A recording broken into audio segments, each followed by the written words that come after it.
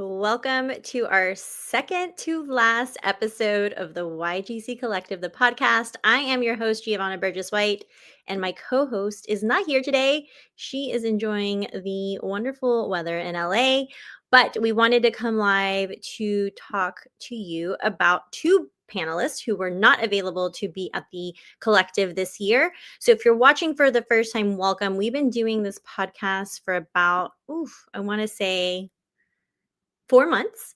And every single week, we brought you a speaker, a panelist, a sponsor. We gave you up to date on what was happening with the collective. We closed it out. And then this week, we're bringing on one of our wealth panelists, Maria Lujan. And then we're bringing on one of our business panelists, Deidrea Kiesling. And next week, we close out the episode with our grant winner, and then we go back to our regular recording of our podcast. So without further ado, I am going to bring these two amazing women on. Welcome to the show. I'm so glad you guys are here. It's so October. Thank you for having us. Thank you for having us. I am so excited. I mean, October 1st, and we're starting out the month with celebrating Deidrea's birthday, and you both being on the second to last episode. And I just wanted to thank you guys for being here. But two, I want to give our listeners and our viewers what they came for. Maria, real quick, just let everybody know who you are, what you do. And then Deidrea, we're going to do the same thing. And I'm going to go straight into these amazing questions that we've all been Googling. Absolutely. Hello. Thank you, Gio, for having me in this beautiful space. My name is Maria Lujan. I am the creator of Wealth Within Her. So what I do, I guide women to lead their money with power, purpose, and presence. And, I have realized that we need to anchor that in clarity, not urgency. So helping women create aligned intentional wealth that supports their season of life and legacy. That's what I am going to do today. Oh, love it. Beautiful. I love it. And Deidrea, why don't you go ahead and let people know who you are and what you do? I'm Deidrea Kiesling, and I'm the founder of the Dream Academy and host of the Success Minded Woman podcast. And I help women over 40 build their dreams. And the women I work with are either they know exactly what they want, but they want to do it with less stress and overwhelm and more ease and flow, or they're not quite sure what it is, but they know something is seeking to emerge from them. So I help them in either one of those two categories.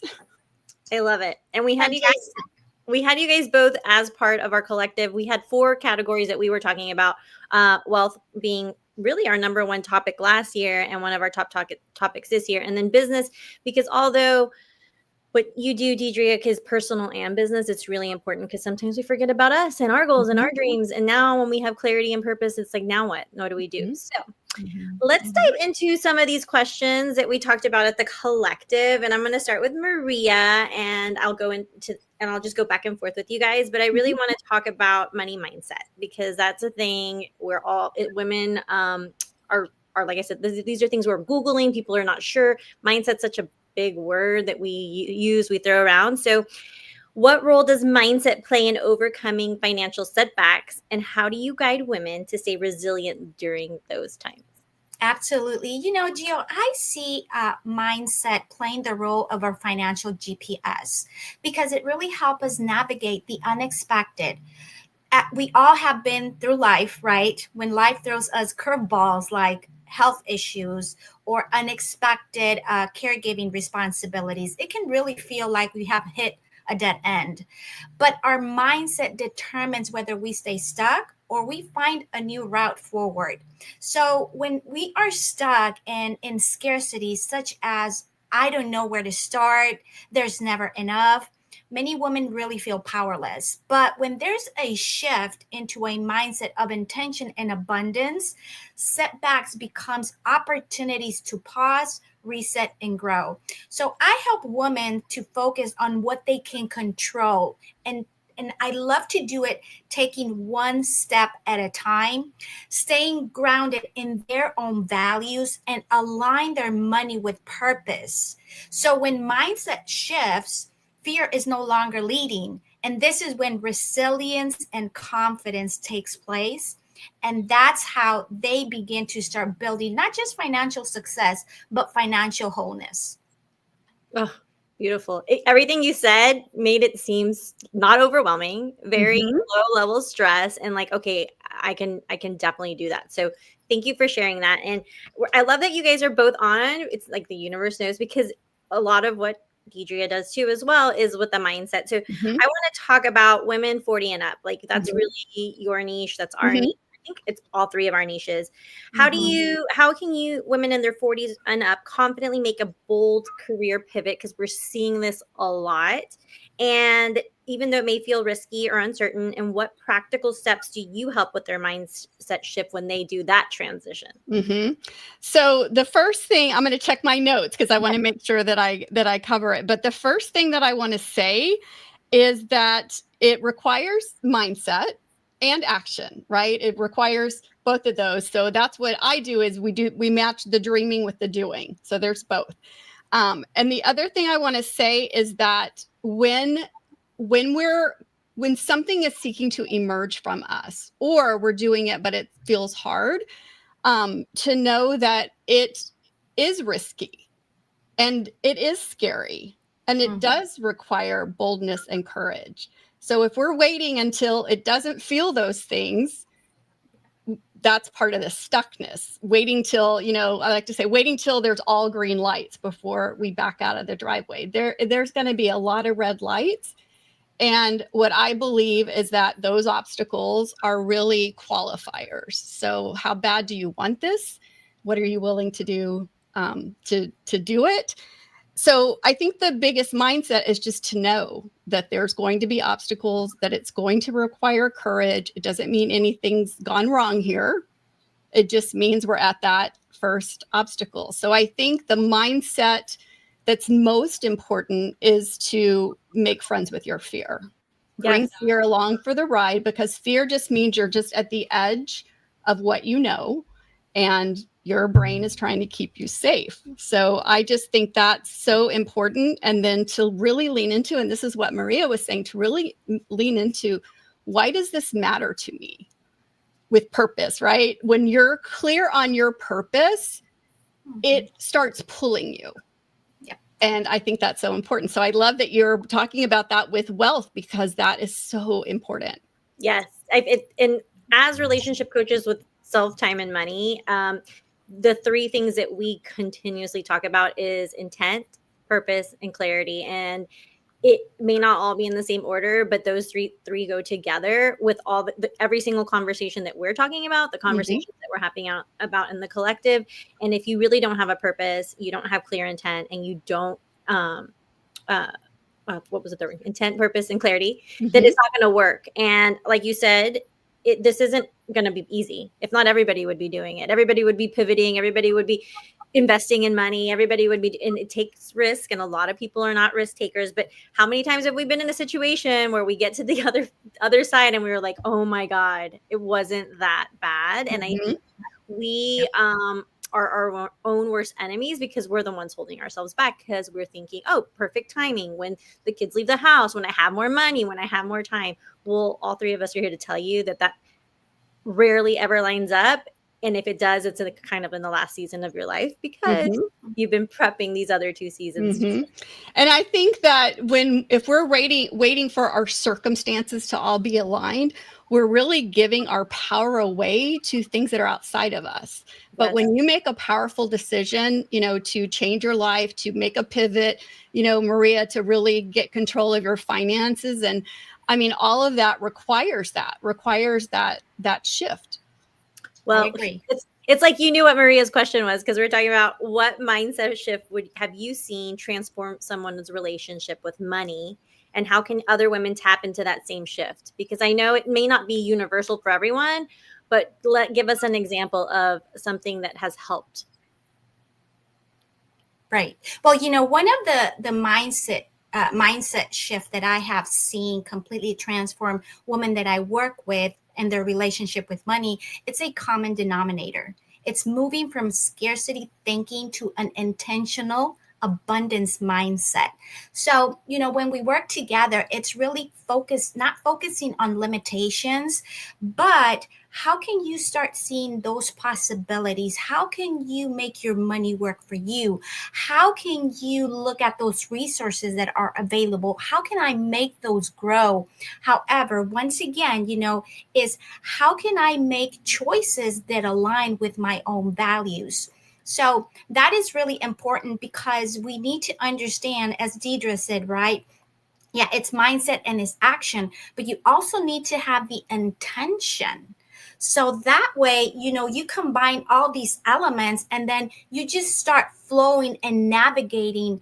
It's Is it going to be easy? Probably not, because good things sometimes are challenging, right? However, when you have that mindset shift and you understand that you can get from point A to point B with either someone that can guide you or with that development that you're doing in your brain, that should really be something that can see a transformation in your life. I love it. And again, a lot, everything that we're talking about, what we talked about the collective, we can't do this alone. So, and this is why we brought so many people in the same industries, because everyone's in a different season. Everyone connects and receives energy from people differently. And each one of the women in wealth and each one of the women in business really do have a niche. And so when we do these events and we put them on, you guys both know that we want to have any woman in any season in their life come in and say, okay, she's speaking to me, Maria's speaking to me, Deidrea speaking to me, Gio speaking to me, because we all are needing the help. We're not used to asking for help. And this is the time to kind of put your team together, put your coaches together, put your guides together and say, this is where I'm at. I'm not sure where I want to be, but I do know that I no longer want this to happen in my life. And from there, you prioritize, again, if it's self, time, money, it can be a little bit of both. It could be a therapist. Like there's so many tools and resources out there now. But again, we're the ones in control to have to go and go, okay, it's time to invest in myself. And it's time to really have that intent and purpose and clarity for the season that I'm in.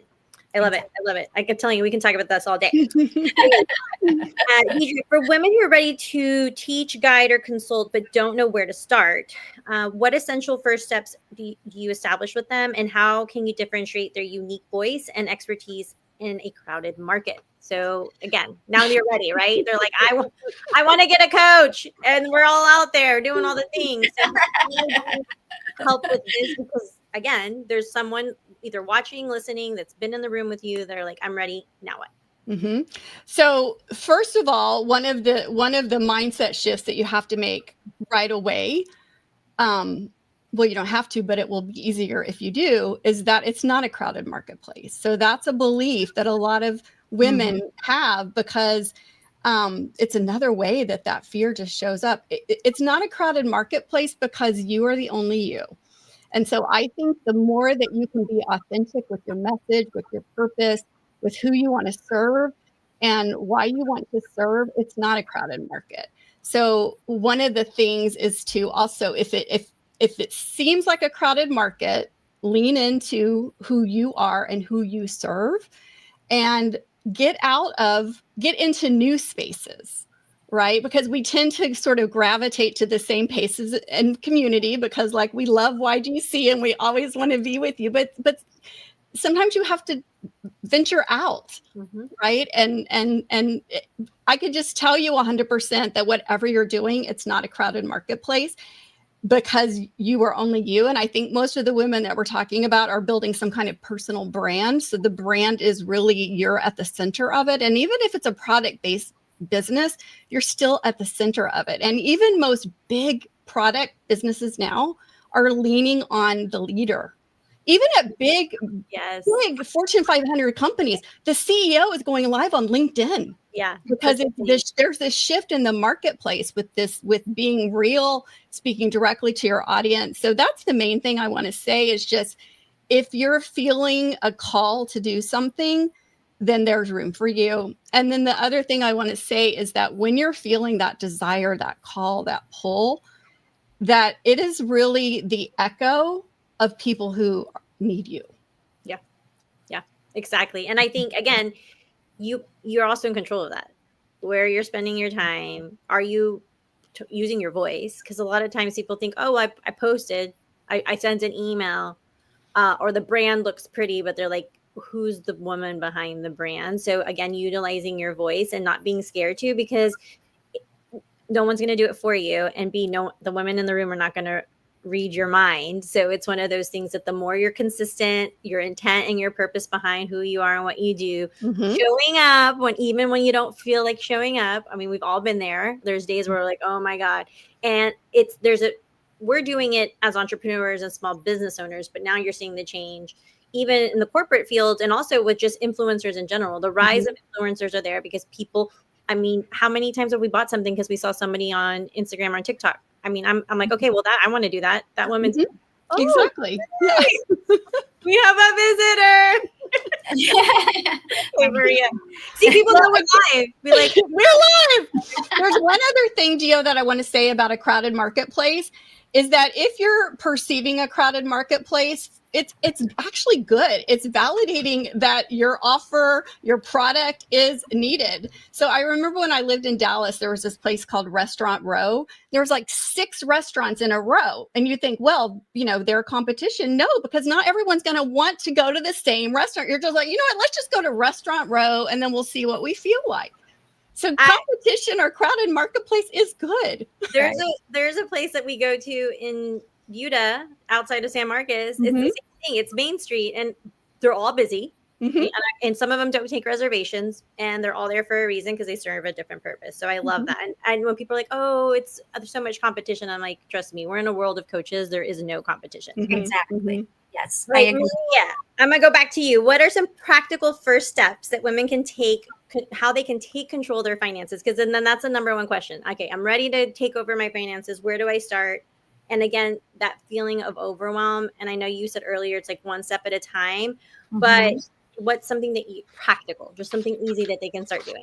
The first thing that I always say, you need to start with intention. Okay. Let's begin by taking a clear look and compassionate way at your money. That's the first thing that we need to do, because sometimes we put all these numbers, we put all these accounts, we put all these products on the table that you already have a portfolio, and it's like, oh, I don't even want to look at it, right? So the first step is, once again, starting with intention. What is the intention? What matters to you? Okay, so if I have a portfolio, what does that mean for you, and what do you want that alignment to be with? If I want to be an entrepreneur, what is the intention of you being an entrepreneur? What that matters for you? So, it's really from creating small, consistent actions, and even if something as simple as setting aside each month something just to create that habit, creating a budget. One of the things that I have heard many, many, many times from my women, a budget is restriction, is limitation. I don't like the word budget, but a budget is simply looking at the lifestyle that you have and understanding why are you aligning with that lifestyle. Because, as we go through seasons in life, our lifestyle changes. Therefore, guess what? Our money needs are going to change, right? So we need to understand that when we have that clear intention of, okay, where I'm at right now, is that really aligning with what I want to do? So, that's really the first step that I always talk about whenever I'm meeting with someone. Okay, let's look at the intention first, because let's be honest, all of us as coaches can come and present a program, can come and present a development for someone, right? But if there is no intention, there's going to be no benefit for that individual. So they need to have the intention. Once I can connect and I can see that there's an intention, then we start creating those strategies or that plan based on what I am perceiving or what I'm hearing that individual or that woman is looking for. So, the key is to shift from feeling powerless to feeling in control. And I know we talked about that in this a conversation, and it's one step at a time, because it's really about activating your wealth. It's about activating what is really pushing me to have that relationship with my money. And I've heard many women that said, I hate money. Money doesn't like me. I have baggage that's coming back. And now as an adult, it's reflecting, I make money, but I don't know what to do with it. It's like money runs away from me. So, it's really understanding, okay, where do we activate? What is the button that we're going to activate so that you can really align and you can say, okay, Maria, let's do this. Let's move forward. God, you said so many great things. I'm so glad. I'm glad we're recording this. But budget, I'm like the first word that everyone's like, oh, budget. And it's funny because I feel like that word in any circumstance. When I was in the wedding industry, they were like, I was like, what was your budget? They're like, oh my God. I'm like, okay, well, we need to know how much money you have to spend on your wedding. So it's the same thing. The season of life that you're in. And man, if you're in your 20s listening to this and watching this, I hope that we're the wise women here. Okay. Mhm. Listen to us. We thought we needed and all the things, and we're going out and we're buying the things now. It's like we could have just budgeted and put it in a savings account and things would have been a lot different for us. But the other thing is what we're saying to ourselves. Money affirmations are a thing. Wealth affirmations are a thing. If anyone that's already watching or listening is doing them, add them in, because it's how you think about money, how you talk about money, how you were raised with money really is. And then you're in control of changing that. And I know that this is one of those, when I open up my bank account, even though I know what's in there, but still when I open it up, I'm so happy and grateful. I have a gratitude toward what's already left and what's coming in because of the season that I'm in. And we all know everyone's one in college, one going to college. You guys have been through that. And that's a season of what I call is just putting things on hold, right? Things that I would normally want to do. It's okay because those things will be there, right? So knowing where you are in that season and then being prepared and be in one thing at a time. I'm not doing all the things. So I love all the little nuggets you said. And again, wealth affirmations are a thing. Put them in your daily. What you're saying and what you're feeding yourself is super important. Yep. Okay, Ms. Deidrea, what are the crucial leadership mindset shifts women over 40 need to navigate to effectively effectively in today's workplace, and how can they build an influence and authority while staying authentic? I know we talked about that a little bit in the last question, but I would love to hear what you have to say about that. Well, I think first of all that all leadership starts with self-leadership. So the more that you're leading yourself in any situation, you bring yourself wherever you are.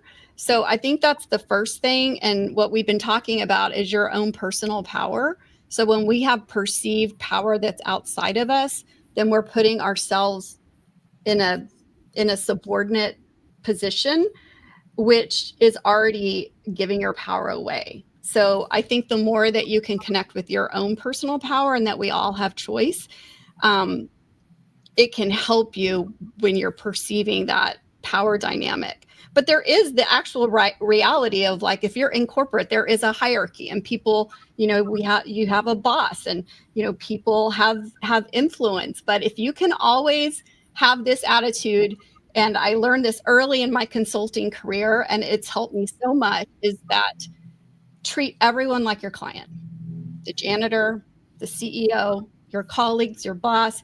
If you're treating everyone like your client and you're here to serve, then it doesn't matter what the hierarchy is, because then you're listening and you're being of service and you're thinking, how can I support this person?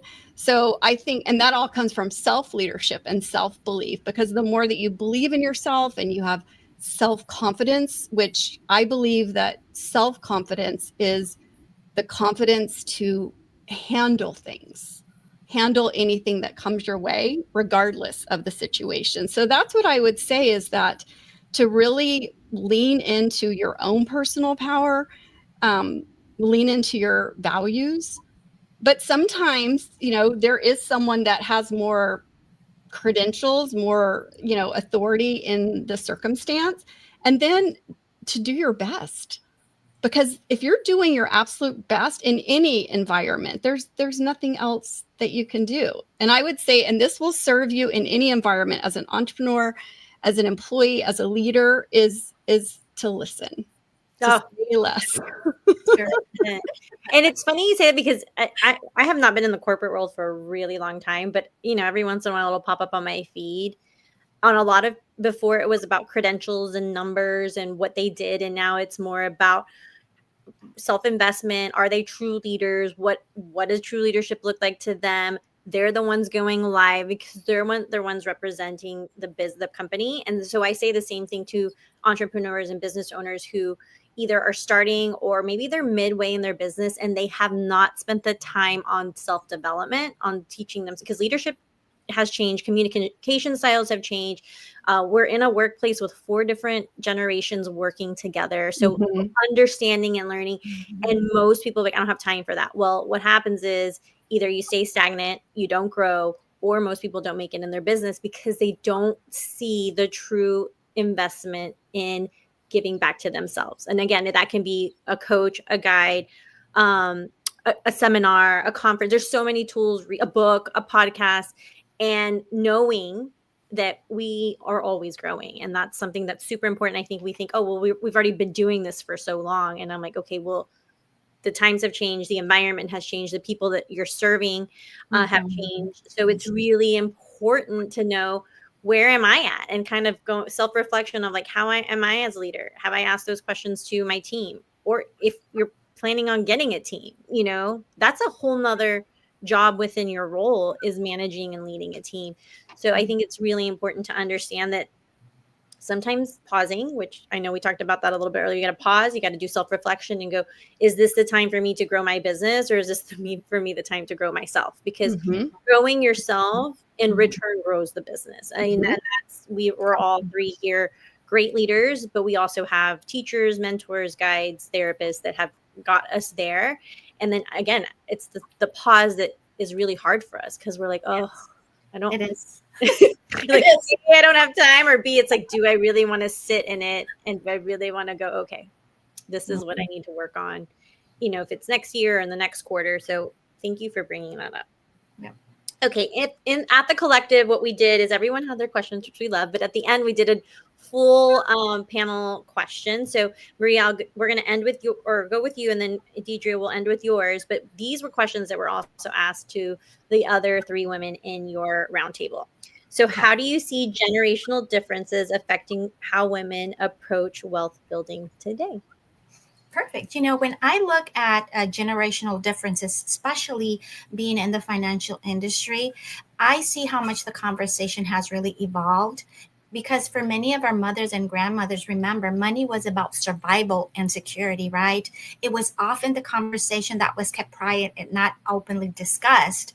So the beauty that I have seen of evolving now is that more women are giving themselves permission to ask the questions. Why do I invest in myself? Why do I invest in my family? Why do I invest in my wealth?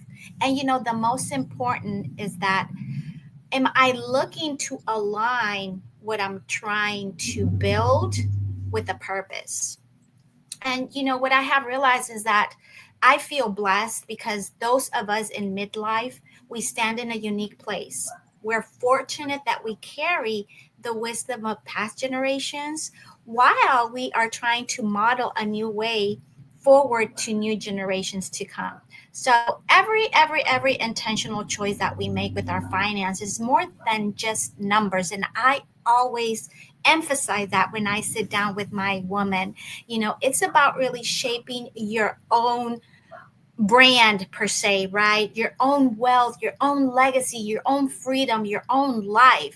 So I truly believe that when one woman or any woman changes her relationship with money, she changes it for every generation to come. And another thing that I have realized with the new generation is money. We know that money is a tool, right? We always heard money is a tool, but I have learned that, how are we using our money tool? Are we using our money as a tool for survival? Or are we using our money as a tool for purpose? So, I want the women that are listening to really dig deep down And what do I mean by survival? Well, I have to save for my retirement. I have to save for my, when you are in that energy and in that space where you are hustling and you're rushing and you're stressed because you're trying to build a legacy, you're using the tool as a survival. But when you use the money as a purpose, you're like, wow, I get to save money because my children, they're looking for a future and they want to do this. So that's going to be my fulfillment and my joy. So I'm going to really engage and I'm going to enjoy what I'm building. So those are the two things that I would always have a woman to think about. How are you using your money tool? Oh, I love it. And we had the Trailblazers come in on VIP night, and we were all extremely quiet. We were all listening to what they had to say. They talked about time. They talked about money. They talked about purpose. They talked about all the things that we just talked about, but how they think of it. You said something earlier, we're all 40 and up. We're all in a beautiful season where we get to, I 100% know we're making a difference. Our parents get to see it and they're like confused and they're like, what's happening? But they're like, okay, it makes sense. Like, you're happy, you have time, you're investing in yourself, which they have no concept of. And then you have this younger generation. We all have younger kids who are like, I'm going, Jesus, I wish I was doing that. But we were doing what we needed to do at the time so that they could do that. And one of the things that they brought up was, we don't want to do what our moms did. We saw that. And we think that too. And we go, but wait, did we not change it? But we were the ones who made the change so that they can really come in and go, it's not about money. They want to have a balanced life. I mean, balance was the number one thing, a balanced life. They want to have community. They want to make their own decisions. They may want to have a partner. They may not want to have kids. Those are things that even when I was growing up was not something that was talked about. And I will tell you that my mom, if she would have been at that night, she would have been like, what? I was confused with my daughter. She's confused with her grandkids, because again, it's those ripple effects that we really don't see until 2 generations later.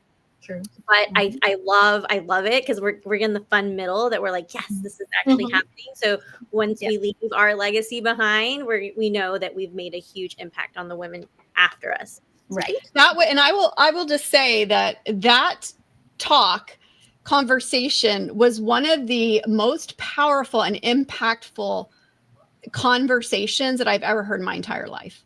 Yes. And so anyone listening, book the time, and I know you're going to share that. I mean, it's more powerful than, anything I can even remember. Yeah. It'll be the first one to air. So we're going to air them the same way the collective came. So the Trailblazers will be first. And I remember it must have been May or June. We still didn't know who we were going to have for VIP. Everything for us is also intent and purpose. And I told Yvette, I said, I don't know why. Her daughter, Simone, was on the panel. I go, why? Last year we had these amazing corporate executives and they talked about like the change that they saw. But I'm like, we need to bring in these young women, because everybody sitting in this room is 40 and up. We had a few 30-year-olds, which also they were like, oh, this is fantastic, because they're only 10 years ahead of them. And it was, I would look around in the room and everybody was just like, and the questions and the conversations. And I'm like, and you know what? They were all so nervous. They were like, never spoke live in front of everyone. They were like, what do you want to hear from us? Yes, they know they're valuable and they have something to give, but it wasn't until after, when they got off stage, that they realized, oh my God, like my voice matters. And what I just brought to this VIP night, everybody, even the panelists, the experts, they were just like, this is fabulous. Like, we need to hear more of this. So I appreciate you saying that, because it was one of those things where sometimes we're like, maybe we don't bring someone in because it's not the right place for them to be, versus just filling seats. And that was obviously needed to happen. So, and I think that speaks to the generational, we're talking about so many different generations in the workforce, is that to be, I think part of like being a self-leader and having that internal self-confidence is you can take advice, mentorship, influence from anyone. Yes. And not to be blocked like, well, I'm older, so I need to know better. Yes, we know some things, but be open to all the concepts and the ideas. And I felt like that night I was being led and influenced in a way that we normally think that older or more successful, in quotes, because they define success. I mean, one of the things that blew my mind was even their mindset around what success even means. Yes. Yes. It was so beautiful. Yep. Well, I'm glad that we're ending with this because I know what these girls came up with self-doubt and they were like, what are we going to do? Imposter syndrome and self-doubt came up because when we did the prep, they were like, oh my God, what, they really want to hear this? I'm like, yes, we want to hear all these things. So how can women over 40, or we can just say women in general, because I think it can happen to anyone. How can women in general overcome fears like imposter syndrome or self-doubt when stepping into new leadership roles or entrepreneurship ventures? How would you help with this? So they're both required. And I have a sort of controversial take on imposter syndrome, but I think it's a good thing. Okay. Because it means that you're growing and you're putting yourself in uncomfortable situations. So I think when you're feeling imposter syndrome, it's like, yeah, you're doing something new. You're doing something scary. But you can counteract the imposter syndrome with looking at all the skills and the experience and everything that you bring to it. You might be feeling imposter that you're doing something new or you're in a different environment, but you are you and you have your skills and your experience and all of your what you're bringing to the table, the environment. So I think that's part of it, to know that you're going to feel like an imposter syndrome. And then secondly, to really lean in on what you're bringing and your skills and your experience. And the other just quick thing I want to say about imposter syndrome is the whole word, the whole, saying imposter syndrome that's in our zeitgeist really came from a study that was done at Harvard University in the 70s with these women college students wanting to find out why they weren't achieving at the same level as the men. And what they discovered and what they called imposter syndrome is that they felt like they had a higher level of standard to feel like they fit in. So that's where it came from. Yeah. From this perceived, that, and they weren't even imposters. They were literally peers with other students at Harvard. Yeah. I don't like the word either, but I will say this too, and I'm not to make it disruptive, but we're a little disruptive here. I also think that we are our own worst enemy with that because we're comparing ourselves to other people. Exactly. So yeah, I agree. When we get in comparison, which again, when people are like, I don't have time, well, what are you doing with your time? There are coaches and guides that I follow because they're inspirational.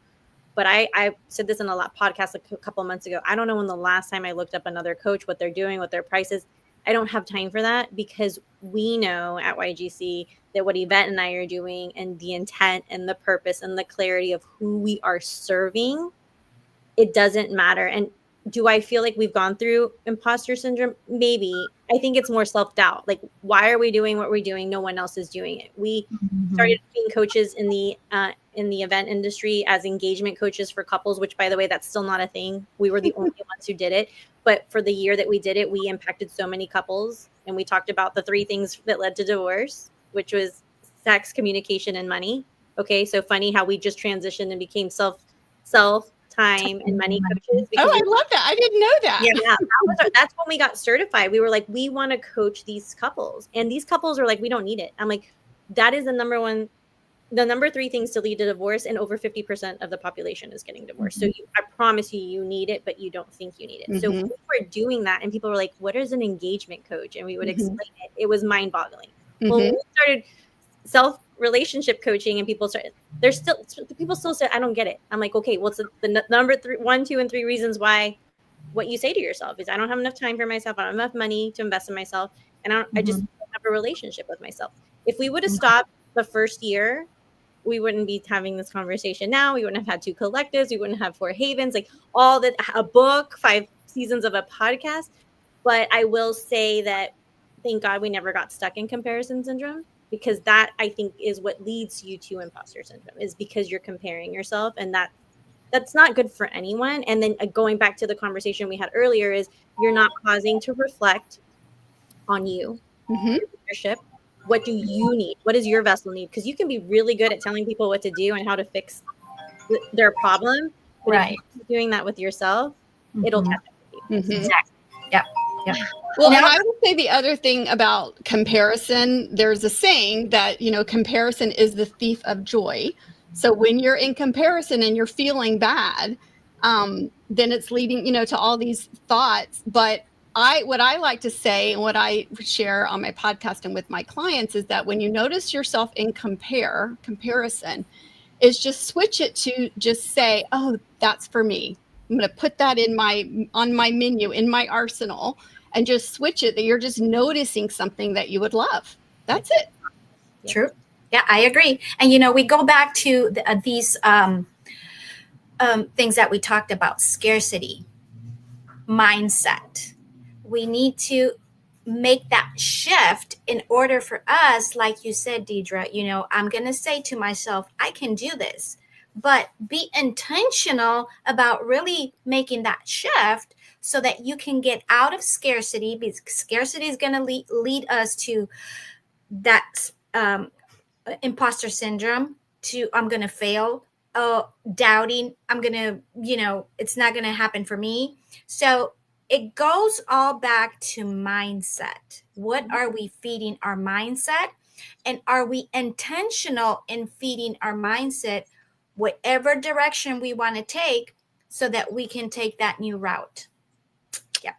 Oh, ladies, I loved it. I'm so glad we did this. Like I said, you're premiering before we premiere everybody else. I think it's fantastic because it doesn't matter if it's wealth, if it's business, if it's self, it all goes back to the things that we talked about. And really, I hope that now that it's October, that everyone's taking some sort of time in the next few months to pause and reflect. And if there's anything you need from us, wherever you're watching or listening, I'm going to close out the show, but whenever you're watching or listening, you can click, you can do consultations with these two amazing women. They always have something going on if it's a workshop, but honestly, if there's something here that you heard or saw, please get with these women. And then starting next week, we'll be airing all of the panelists and the experts from the collective. Ladies, I want to thank you so much for being on. Your time is extremely valuable. And Maria, tell your mom thanks for making an appearance. I love it. I know that she was in the background, and that's totally fine. People are like, are you sure you're live? I'm like, I promise you we're live. We can't edit that. That's the proof right there. That's the proof right there. I love it. Well, thank you so much for having us. And I look forward to seeing all the videos from the event. I know the Trailblazers come out next week. So I know we just gave them a huge shout out. So I can't wait for them to be on air and see themselves and the ripple effect and the change that they're doing. So thank you for being on, ladies. Thank you. Thank you, Deidrea, for sharing this space. Nice to see you. Yeah. Bye. Bye. Oh my God. I absolutely love it. Well, I miss my partner, Yvette, but I know she's having a great time in LA. Thank you so much for joining us. We will be on with the final episode. We're going to be on with Nancy Maldonado next week. She was our grant winner. And after that, we close out the show and we'll have all of the amazing panelists. We'll also have the experts and all their videos up on YouTube, and we'll be sharing those week to week. So if you missed the collective in person, you'll be getting the replays. Until next week. Bye.